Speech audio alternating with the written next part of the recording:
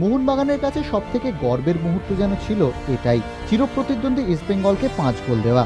সেই ইতিহাসের কারিগর করিম স্যার আবার সবুজ মেরুনের পথে। আবেগপ্রবণ মানুষটার হাত ধরেই সাম্প্রতিক অতীতে সেরা সাফল্য এসেছিল গঙ্গাপাড়ের তাঁবুতে। শুধু নিজে নন, নিজের পরিবারকেও যেন জড়িয়ে ফেলেছিলেন মোহন আবেগে। ফুটবলারদের সঙ্গে অনুশীলনে ব্যাক ভলি মারতে গিয়ে ভেঙেছিলেন নিজের হাত, সবুজ মেরুন আবেগে। কোনো ব্যক্তি নয়, দলটাকে গড়ে তুলেছিলেন একটা ইউনিট হিসেবে। করিম স্যারের এই কথাগুলো মনে আছে? And this one is wearing yellow, the other one is wearing green. I don't think that's a sign of a team because it's only individuals. But when the team is when you look as a team, same colors of the club, that's also you feel proud being part of that team.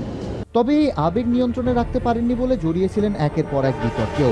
ঘুষি মেরে ভেঙেছিলেন বাসের কাঁচও, ভেঙেছিল সম্পর্ক, কিন্তু সেই সম্পর্ক আবার জোড়া লাগার দিকে। করিম স্যারের ছোঁয়া পেতে এখন মরিয়া বাগান।